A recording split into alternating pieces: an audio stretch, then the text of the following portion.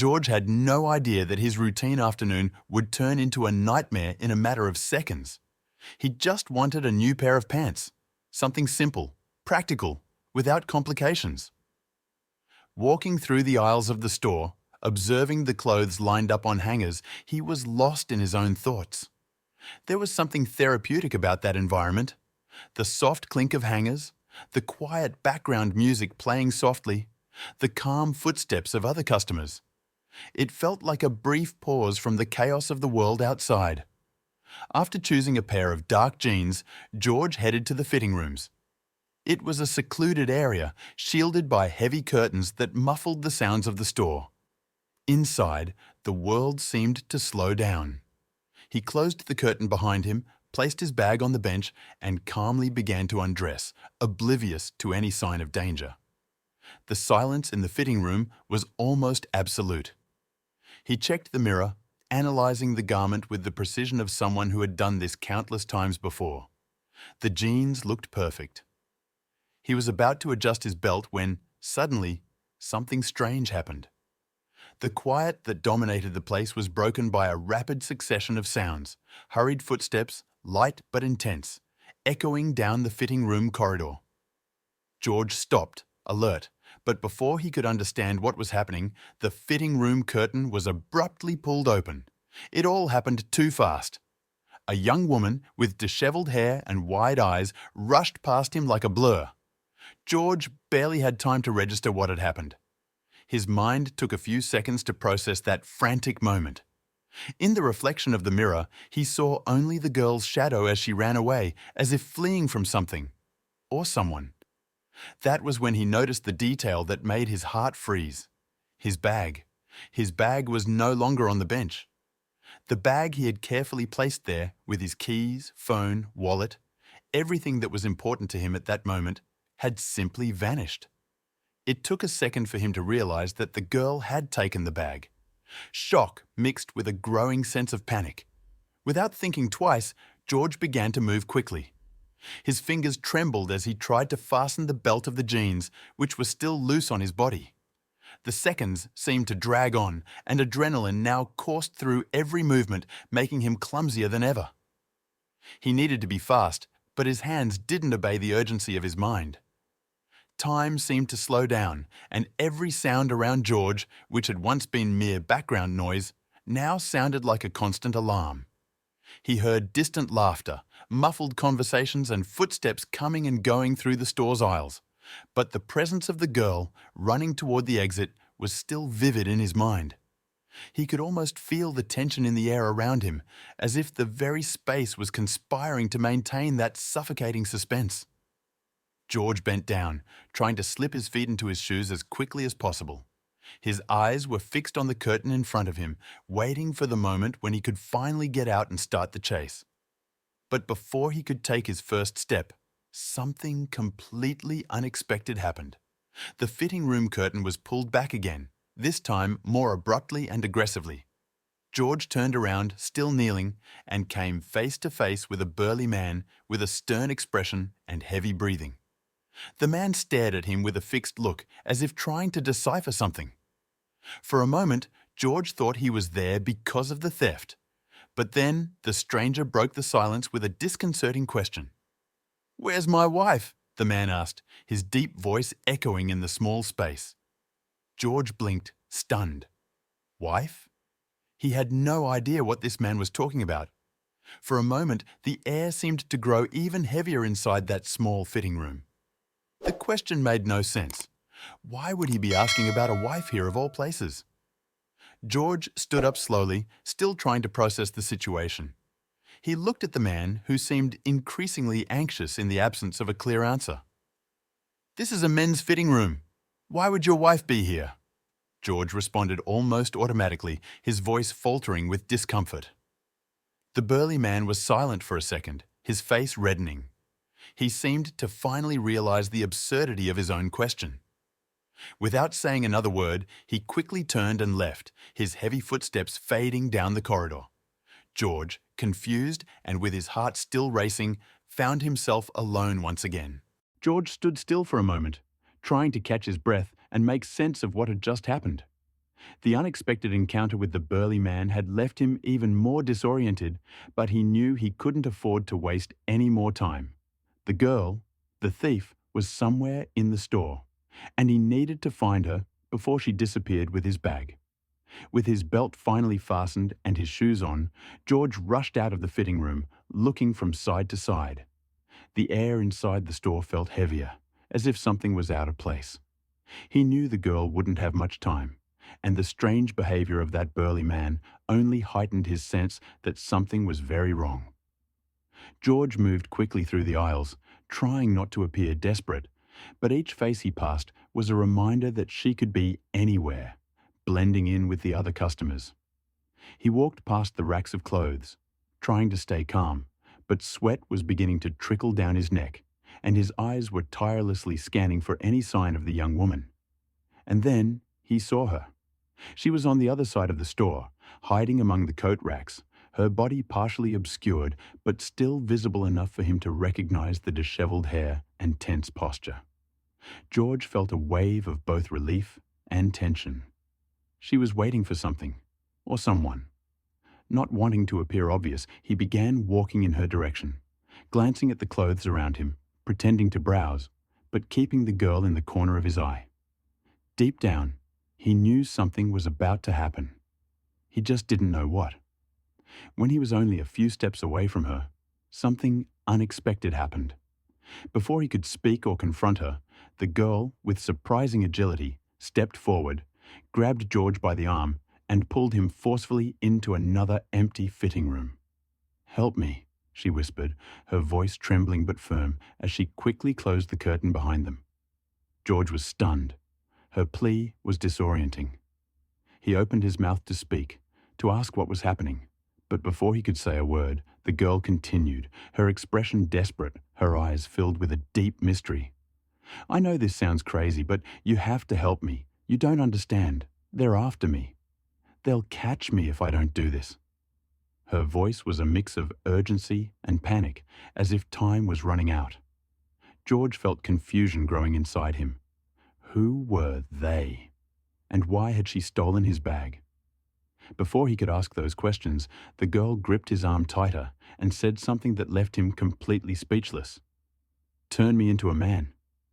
The phrase hung in the air, strange, surreal, almost impossible to process. George felt as if the ground was about to collapse beneath his feet. He stared at the girl, trying to decipher what she truly meant by that. The situation was already unusual, but now it seemed he was being dragged into a much more complex plot than he had imagined. "What?" was all he could manage to say, his mind struggling to keep up with the speed of events. "You don't understand," she whispered, glancing anxiously at the fitting room curtain, as if at any moment someone could burst in and end everything. "I need to disguise myself.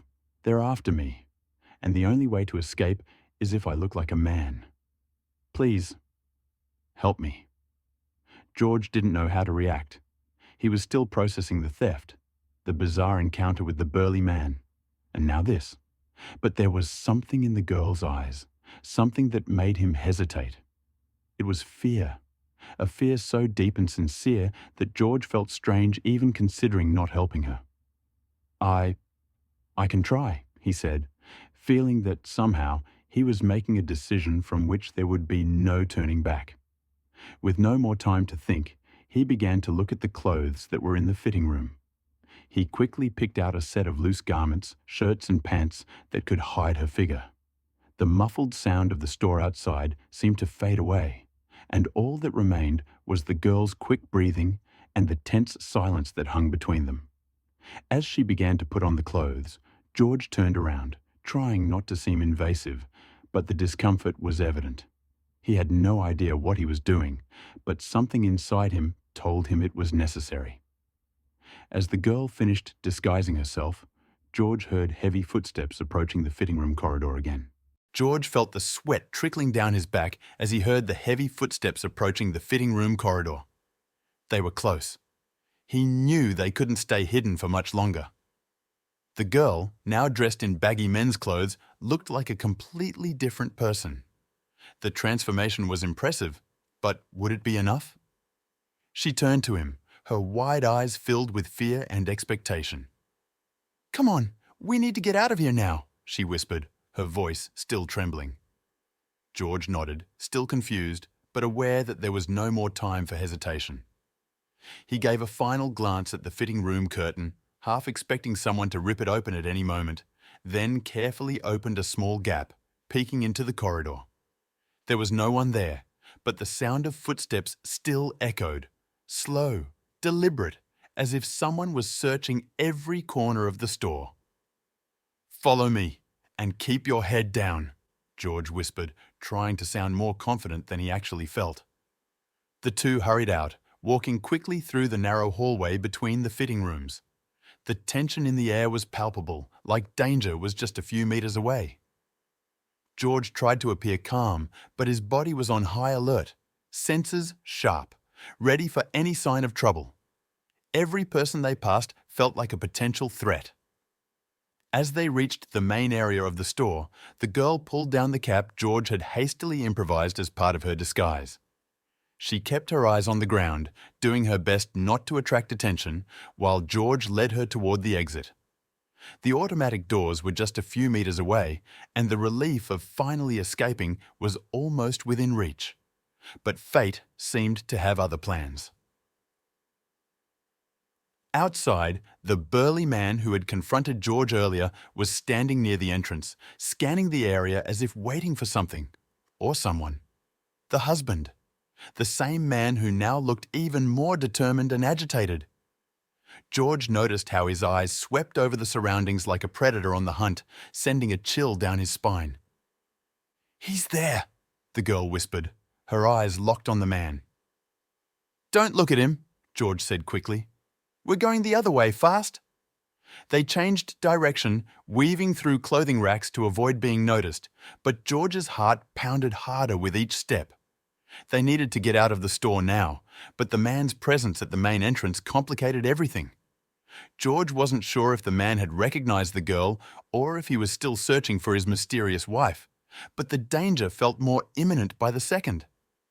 Then, George spotted an emergency exit at the back of the store.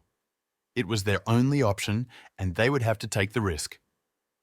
"We'll go through there," he whispered, pointing discreetly to the door. They headed toward the emergency exit, walking as quickly as they could without drawing attention. The air in the store felt heavy, as if time was running out. When they reached the door, George pushed the security bar, and with a soft click, it opened, revealing a narrow, dimly lit alleyway.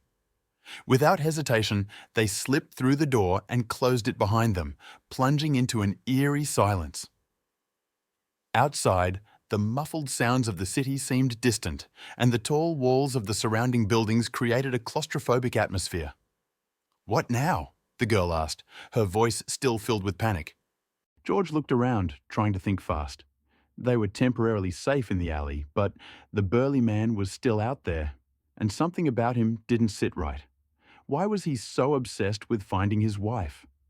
And how did all of this connect with the girl who had just stolen his bag? Before he could answer, a loud noise echoed through the alley, the sound of an engine starting. George turned, and to his astonishment, saw a car parked at the end of the alley, its door open as if it had been waiting for them. With no other choice, he grabbed the girl and ran toward the vehicle. "Get in," George said, without even knowing whose car it was. The urgency of the situation left no room for questions. They both jumped into the car, and George, already sitting in the driver's seat, turned the key. The engine roared to life, and he sped off without a second thought. The car shot down the alley, leaving the store behind. But the unease lingered. The feeling of being watched hadn't gone away, and the silence between George and the girl only amplified the tension. After a few minutes on the road, both began to relax a little. The girl let out a sigh of relief, staring out the window as the city blurred by. George, however, couldn't shake the strange feeling gnawing at him. "I think we made it," she said, breaking the silence. But George didn't respond. Something still wasn't right. Deep down, he knew the situation wasn't over. And then he heard a noise, a soft thudding sound coming from the back of the car. His heart leaped into his throat. He glanced in the rearview mirror, but there was nothing visible. Still, the sound was there, a faint creaking, as if something or someone was shifting in the trunk. George exchanged a look with the girl, and the fear returned to both of their faces. Without saying a word, they both knew what it meant. The burly man was with them, hidden in the trunk. The air inside the car seemed to freeze. George exchanged a glance with the girl, fear spreading rapidly between them. The muffled sound coming from the trunk was unmistakable now, a faint creaking, as if someone was shifting around inside, trying to find a way out. The burly man was there, with them, the whole time. George's mind raced. How had he gotten into the car? They had been so focused on escaping the store that they hadn't noticed the silent danger that had slipped into the vehicle. And now, with his terrifying presence in the trunk, the situation was becoming more suffocating by the second. The steering wheel felt like it was slipping from George's sweaty hands, and he had to concentrate to keep the car on the road. "He's here, isn't he?" the girl whispered, her voice low, almost as if she feared any sound might trigger a reaction from the man. George nodded, eyes fixed on the road, his heart pounding. He knew they couldn't keep going like this, driving as if nothing was happening. But he also couldn't just stop. The city around them seemed to carry on normally, cars passing, pedestrians going about their business, completely unaware of the deadly tension unfolding inside that car. "We need to think of something," George muttered, gripping the steering wheel. The noise from the trunk grew louder, and it was clear the man wouldn't stay hidden much longer. The girl, sitting in the passenger seat, looked frantically around as if searching for a solution that didn't exist. Her eyes locked on the glove compartment for a moment, and she opened it hastily, but found only papers and useless objects. Frustration was visibly growing on her face. "We have to get him out of there before he does something," she said, more to herself than to George. "If he's in the trunk, he must have followed us from the store. He won't give up." George thought quickly. Stopping the car and confronting the man directly seemed like a terrible idea. The guy was huge, clearly strong, and George wasn't prepared to face him empty-handed. But continuing to drive with him in the trunk was unsustainable. They needed a way to turn the situation around, buy some time, or maybe even trick him. "I have an idea," George said, a risky plan forming in his mind. "There's a quieter road that goes through a wooded area near a park. If we can make it there, I can stop the car in a hidden spot without getting out. Maybe we can trick him into getting out and lock him outside." The girl looked at him, wide-eyed with uncertainty. But there was a spark of hope there too. It was risky, but it was the only chance they had. If it worked, they could buy enough time to escape. If it failed, they'd be even more exposed, and the man would have the upper hand. "All right," she replied, her voice tense with determination. "Let's do it." George pressed the accelerator, leaving the main road and turning onto a side street. Traffic began to thin out, and the city lights faded as dense trees lined the road. The sound of the tires on the asphalt echoed in the darkness surrounding them. The tension inside the car was almost unbearable, and the girl kept her eyes fixed on the rearview mirror, as if expecting the man to jump out at any moment. When they finally spotted the woods, George slowed down, his heart racing as he searched for a discreet place to pull over. He found a small turnoff, an area covered by trees, with enough dense vegetation to hide the car from the main road. It was the moment of truth. "Hold on," he said, swallowing hard as he stopped the car. The engine died, and absolute silence filled the air. The sound of footsteps in the trunk became even louder, echoing in that tight, dark space. George exchanged one last look with the girl. There was no turning back now. He opened the car door slowly, without making a sound, and the girl did the same. Their movements were synchronized, as if they knew that any unexpected noise could trigger the final confrontation. They moved towards the back of the car, where the man was hiding, waiting for the right moment to act. George placed his hand on the trunk latch, taking a deep breath before opening it. When he finally lifted the lid, the burly man rose up from inside, his eyes filled with fury like a cornered animal. But what he didn't expect was George's speed. In one swift motion, George slammed the trunk lid back down, hitting the man hard. The girl, realizing what he was trying to do, ran to the driver's side and locked all the doors. The man, stunned by the blow, tried to get up again, but the lid hit him once more. George rushed back to the driver's seat and started the car. "Go!" the girl shouted, and George didn't hesitate. He floored the accelerator, leaving the burly man behind, still trapped at the back of the car, desperately trying to free himself. The deserted road soon faded into the distance, and they returned to the city. But the danger wasn't over yet. The man had found them once, and he could find them again. "Who is he?" George finally asked, still breathless, his voice full of exasperation. They needed answers. "Who is he?" George asked once again, breathless, keeping his eyes on the road. The silence from the girl beside him was deafening, and the tension between them only grew. She stared out the window, as if the words were stuck in her throat, but he knew she had to speak. "He's my husband," she finally said, her voice low, almost as if ashamed. George was in shock. He glanced at her, trying to process what he had just heard. His heart was still racing, but now, along with the fear, a new layer of confusion settled in. "What?" George almost stammered. "What do you mean? Why was he after you? And why did you steal my bag?" The girl took a deep breath, as if gathering the courage to tell the truth. "I married him when I was very young," she began, her voice heavy with regret. "At first he was charismatic, charming, made me feel special. But over time, things changed. He started controlling every aspect of my life. What I wore, where I went, who I talked to. And when I started to question it, he got aggressive. First with words, then with..." She stopped, unable to finish, but George understood what she meant. He stayed silent, trying to digest what he had just heard. This explained so much. The girl wasn't just a thief. She was running from something far more dangerous than George had imagined. "But why didn't you go to the police?" George asked, his mind still trying to catch up with the revelation.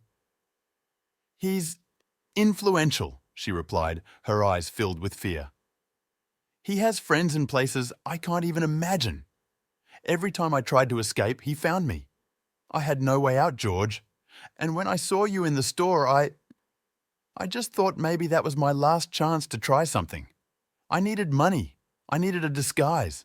That's why I took your bag. I didn't have another choice." George felt a wave of empathy for her. His initial anger over being robbed gave way to a painful understanding.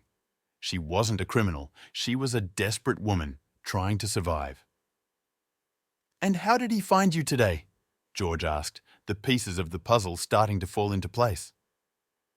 "He always finds me," she said, her voice almost breaking.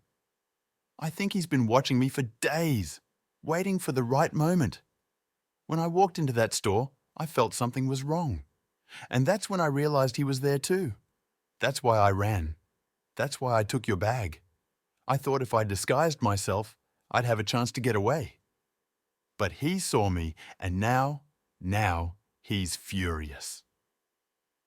George felt the weight of the situation settle over him. That burly, furious man was after her with a dangerous obsession. And now he knew George was involved. "He won't give up, will he?" George asked, the fear in his voice unmistakable. "No, he never gives up," she replied, with a coldness that sent a chill down George's spine. The adrenaline was still high, and the city streets seemed to stretch out before them like a maze with no way out. George knew they couldn't just keep driving forever. Eventually, the burly man would find them again. And the way things were going, the next encounter wouldn't be so easy to escape. "We need a plan," George said, breaking the heavy silence that had settled between them. The girl nodded in agreement. But what? What could they do against a man so relentless? George glanced at the clock on the car's dashboard. Time seemed to be working against them, and he knew they couldn't rely on luck much longer. Thinking fast, he suggested something risky, but it might be their only option. "The police might not be an option, but I know someone who can help us. A friend, a private detective. He works off the grid, you know." George gave her a meaningful look. "He deals with complicated situations like yours." "Do you think he can protect us?" she asked, hope mixing with doubt. "He can give us an edge," George replied. "And maybe we can finally put an end to this before he finds us again." She hesitated for a moment, but with few other options, she agreed. George made a sharp turn, leaving the main road and heading towards the address he had in mind. His friend, the detective, lived and worked in a discreet place, far off most people's radar. He was exactly the kind of help they needed, someone who knew the shadows, the streets, and the secrets of the city. As he drove, George felt the weight of the moment. Everything could end here, one way or another. But he knew that for the girl, this was more than just an escape. It was a desperate bid for freedom, for her life. And somehow, he had become part of this journey. The minutes dragged on, and the tension between them grew as they approached the destination. But before they could arrive, something interrupted their thoughts. The sound of a car speeding in the same direction. They were being followed. It was him. The burly husband was back. "He's following us!" George exclaimed, gripping the steering wheel tightly. The girl turned to look out the rear window, and the terror in her eyes returned in full force. There was no more time for doubts or risky plans. They needed to act, and fast. George sped up, leaving the side road and entering a series of narrower streets, trying to shake him off. The city now felt like a dark maze, the streets flashing by as George made sharp turns, trying to maintain the lead. But the car behind them didn't give up, like an unrelenting predator. "We're not going to lose him like this," the girl said, her voice trembling. "He won't stop until he catches us." George knew she was right. The burly man was furious, and his determination to catch them was evident. Their only chance was to reach the detective before he caught up to them. "Hold on," George yelled, pressing harder on the accelerator. The car screeched as it made a sharp turn, almost skidding, but George managed to keep control. He knew they couldn't keep this up for long. The fuel was running low, and the other car seemed to be gaining ground with each passing second. But up ahead, George spotted the building where the detective lived. An old, run-down structure, but right now, it felt like their only hope for survival. "We're almost there," he said, gritting his teeth. They approached the building's entrance, and George braked hard, making the car stop with a jolt. Without wasting a moment, both of them jumped out and ran toward the metal door that led to the detective's office. Behind them, the sound of the husband's car engine echoed down the street. George banged frantically on the metal door. Time was running out. Come on," he muttered, glancing nervously at the street. The girl stood beside him, her body tense with fear. The sound of approaching footsteps was almost audible, and they knew the husband was right behind them. Finally, the door creaked and opened. A tall, middle-aged man with a scruffy beard and a weary look appeared in the doorway. It was the detective. "George, what the hell is going on?" he asked, confused, as he saw the urgency in his friend's eyes. "There's no time to explain," George said, almost out of breath. "He's chasing us. We need your help now." The detective looked past George, seeing the burly man's car approaching. Without another word, he motioned for them to enter quickly. The door slammed shut, and they rushed into the cramped, dark office. Inside, the air was stuffy, with the smell of old paper and cigarette smoke hanging in the air. But here, they were safe. At least for now. "Now, tell me what's going on," the detective demanded, looking directly at the girl. She began to speak, recounting everything quickly and nervously, from her suffocating marriage to the moment she stole George's bag in an attempt to escape her husband. The detective listened in silence, his expression hardening as the story unfolded. "And this guy?" he asked, referring to the burly husband now outside, probably looking for a way in. Is he dangerous? Very, the girl said, her voice catching in her throat. He won't stop until he takes me back, and I can't take it anymore. The detective scratched his beard, thinking. The silence in the office was tense, broken only by the muffled sound of wind outside. He turned to George, his eyes narrowing. And you? He asked. Are you ready for what's coming next? Because this might not end well. George looked at the girl. She needed help. He'd already gone too far to back down now. I'm in, he said firmly. The detective nodded, then opened a drawer and pulled out a pistol. The sight of the weapon made everything feel more real, more dangerous. He checked the cylinder, then looked at the two of them. I'll go out there and talk to him, the detective said. See what this guy really wants. If things go south, you know what to do. He raised the gun, implying that if things got out of control, they were prepared for the worst. George and the girl hid behind a pile of boxes as the detective stepped outside, closing the door behind him. The muffled sound of a conversation started, but they couldn't make out the words. The suspense was almost unbearable. Suddenly, a shout echoed from outside, followed by the sound of a gunshot. George froze, his heart racing, fearing the worst. But then, the door opened again. It was the detective, still holding the gun, his expression serious. It's done, he said calmly. He won't bother you anymore.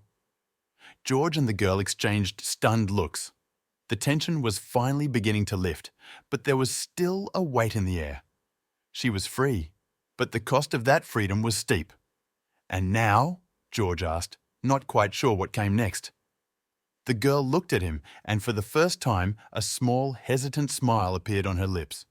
Now I start over, for real, this time. George knew in that moment that he had made the right choice. She was free, and he could finally breathe a sigh of relief.